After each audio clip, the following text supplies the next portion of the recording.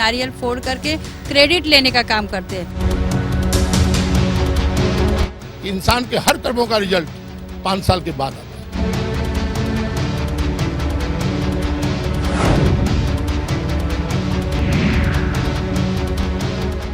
Break के बाद आपका बहुत बहुत स्वागत है। मैं हूं अवनींद्र राजतोष। आप देख रहे हैं वर्सोवा से मुंबई की आवाज़। आज मुंबई की आवाज़ में हमने जो मुद्दा उठाया है वो है सर्कस की ज़िंदगी जो है उसके अंदर क्यों आ गया है खालीपन, और क्यों आम आदमी जो दर्शकों के शक्ल में यहाँ पर आता है उसकी संख्या कम हो गई है। फिलहाल अगर हम इस पंडाल को दिखाने की कोशिश करें तो पूरी तरह से यहाँ व्यवस्था है।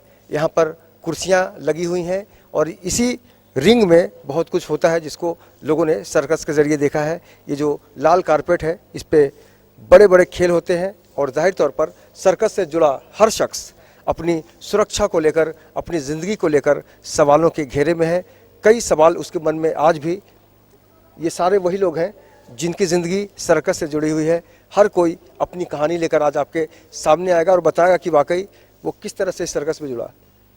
हर कोई अपने तरीके से सर्कस में अपना योगदान देता है। आपका नाम बताइए। राजू सर। राजू, आप सर्कस में क्या करते हो? झाड़ू मारता सर, झाड़ू मारता है। कितने कितने टाइम से आप यहाँ सर्कस से जुड़े हो? 6-7 साल हो गए। सिर्फ झाड़ू ही मारना है कि और कुछ बनना है इसमें? सोचा है कभी कि कुछ और बनेंगे? बनना है, क्या जो काम मिलेगा बनेगा। काम मिलेगा बनेगा। आप अपना नाम बताइए और क्या करते हैं, अपना नाम बताइए। मैं लाइट के काम करता हूँ, साउंड चलाता हूँ। तो बदलते हुए वक्त के साथ कितना बदलाव आया है लाइटिंग में या साउंड में? बहुत कुछ बदलाव हुआ है, बहुत बदलाव आया है। ये आपका बच्चा है, लड़की है, लड़की। हाँ। आप मूलतः कहाँ के रहने वाले हैं? मैं बिहार का हूँ। बिहार में कहाँ से? औरंगाबाद जिला।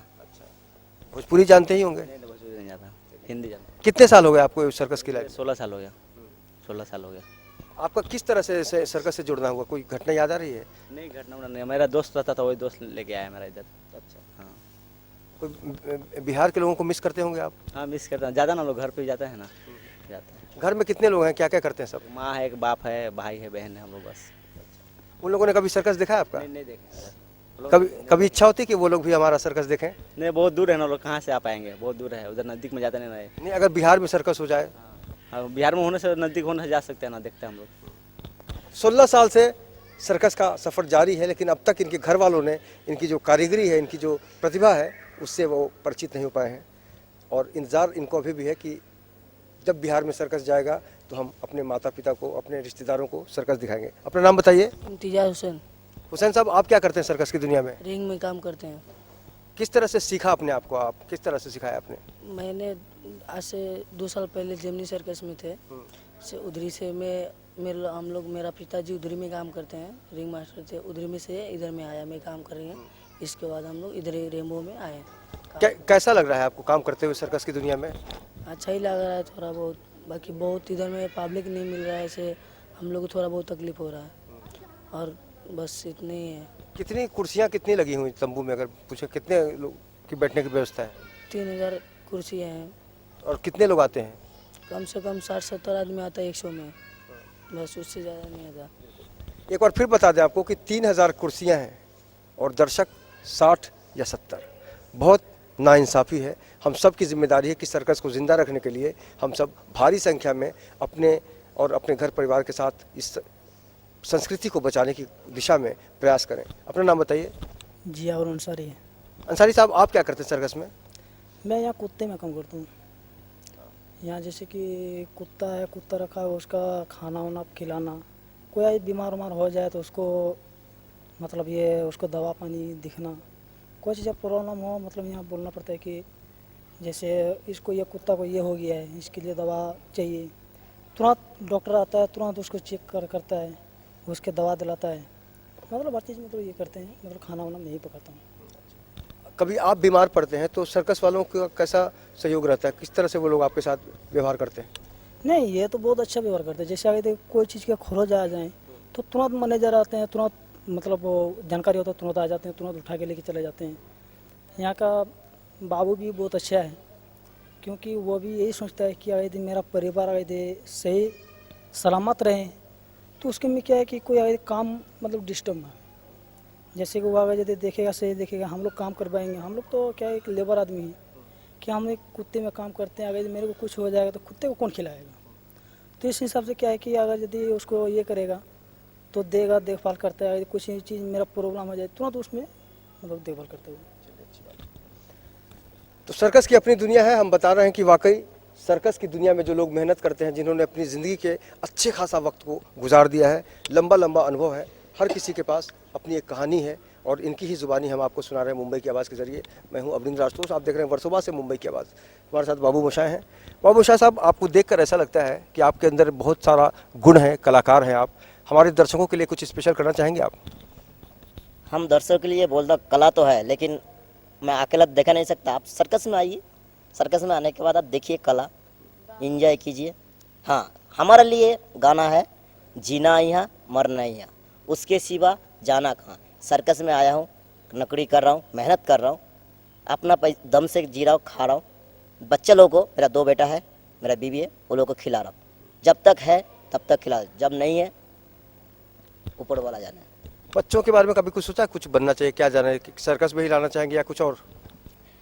पढ़ा रहा हूँ, अभी तो छोटा है बच्चा, अभी तो वो तो नहीं सोचा हूँ। अगर बड़ा हो जाएगा, अगर मेरा मालिक बहुत अच्छा, अगर बड़ा हो के वो अगर कुछ करने के चाहिए तो मालिक सपोर्ट करता है। हमारा जो सर्कस का मालिक है, ओनर है ना, बहुत अच्छा है, हमको सपोर्ट करता है। अरे राजीव जा जाके करा, मैं देता हूँ, करता हूँ, बात कराता है। कोई जगह बगैर नौकरी, ठीक है रे, मैं देखता हूँ, बोलता हूँ, करता है। मालिक बहुत अच्छा है, कुछ भी होने से मालिक सपोर्ट करता है। कुछ गाना उना याद है तो कुछ गा के बताइए ना, बड़ी अच्छी आवाज़ है आपकी। जीना यहाँ मरना यहाँ, उसके सिवा जाना कहाँ। जी चाहे जब हमको आवाज दो, हम है सर्कस में। वाह वाह वाह। तो वाकई इनकी जो कहानी है उसको आप समझने की कोशिश ज़रूर कर रहे होंगे कि आज हम क्यों अकेले थकेले पड़ते जा रहे हैं। अगर हम आजकल की लड़कियों की बात करें जो सर्कस में आती हैं, वो क्या सोच के आती होंगी, आपको तो समझ में आता होगा। मगर पहले हम लोग जो उठाया दुख, आजकल का लड़की लोग कौन है, आजकल का लड़की लोग को तो और मालिक ने अच्छा किया। पहले मैंने जब आया तो कोई तनख्वाह नहीं होनी, कम से कम साल भर 2 साल काम किया, पैसा मिला। आजकल का लड़की लोग आते हुए 5,000 तनख्वाह, 20,000 एडवांस, और खाने पीने के तो जो लड़की लोग को नया कंपनी में हम रखते हैं, जो मालिक हमें दिया। मैं वही ऊपर वाला का सोचता जो पहले का जवान क्यों नहीं दिया, मैं आके वही ऐसा ही रहने का।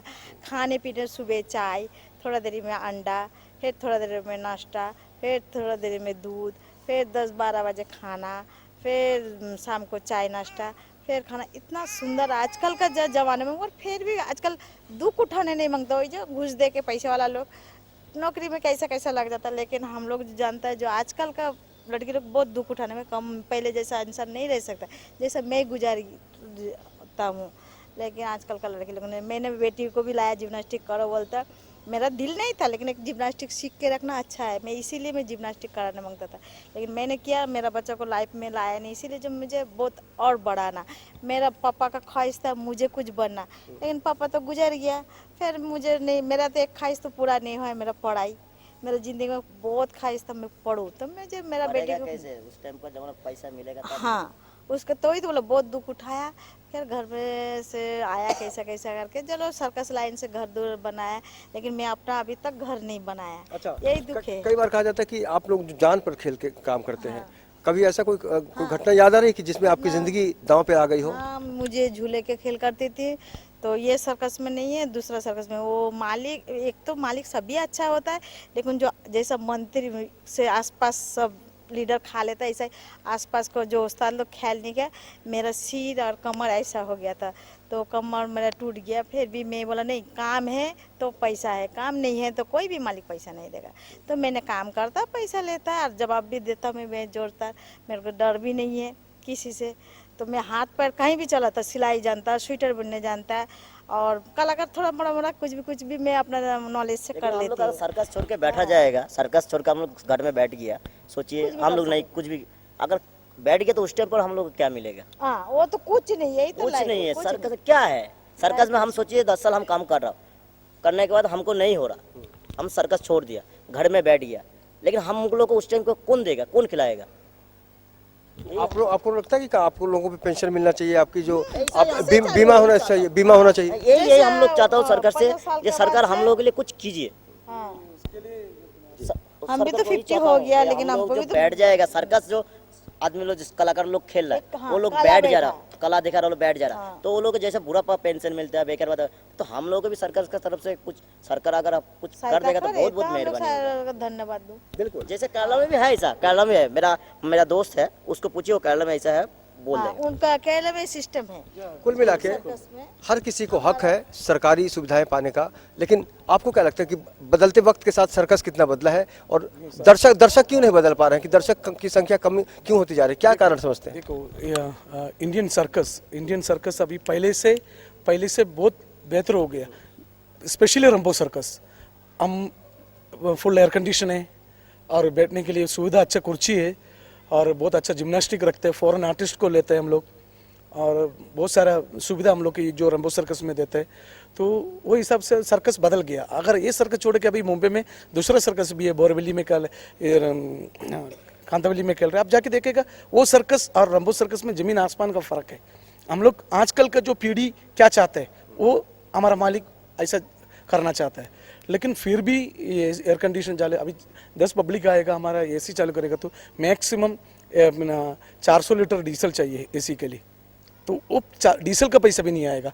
250 स्टाफ है, उनका परिवार लोग है, इनका तनख्वाह, जानवर है, उनका खाना, ये सब प्रॉब्लम का जैसे मालिक भी थोड़ा बहुत घबरा जाता है, वो भी टेंशन में आ जाता है, मालिक टेंशन में आए तो हम भी टेंशन में आते हैं। लेकिन हमारे जो केरला गवर्नमेंट है सर्कस का आर्टिस्ट लोग के लिए पेंशन देते हैं, केरला गवर्नमेंट किया, लेकिन वो ऐसे सेम ऐसा बाकी जो स्टेट है नहीं तो इंडिया गवर्नमेंट ऐसा करेगा तो बहुत अच्छा है। अभी मेरे 2 मित्र बोला था राजीव, वो तो बहुत छोटा है, मैं उनका घर जा चुका हूँ, उनका शादी में मैं था, तो बहुत सारा है, तो मैं भी एक क्लाउन है, एक अच्छा जोकर है, एशिया के अंदर में नंबर 1 में अभी अच्छा क्लाउन का पोजीशन में मैं अच्छा क्लाउन करता, मैं ऑडियंस को हम लोग चेंज किया, हम लोग ने पहले का ऑडियो हम लोग क्लाउन लोग है। कुछ डायलॉग वालों याद आ रहा है तो कुछ बताइए ना, जिससे पब्लिक ज़्यादा हंसती हो।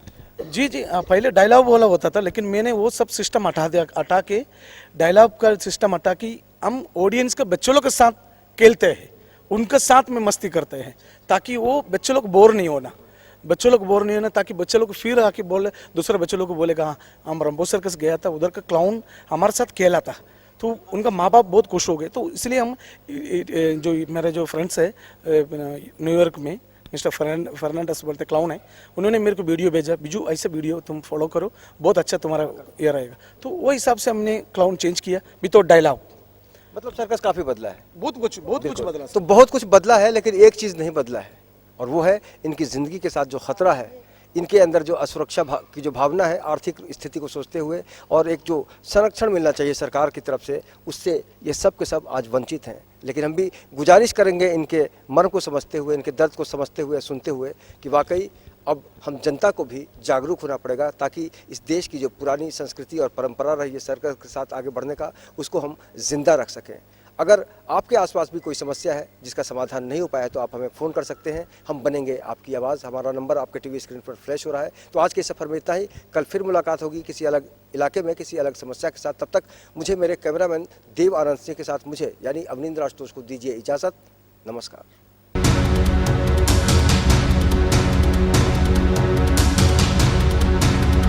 नारियल फोड़ करके क्रेडिट लेने का काम करते हैं। इंसान के हर कर्मों का रिजल्ट 5 साल के बाद आता है।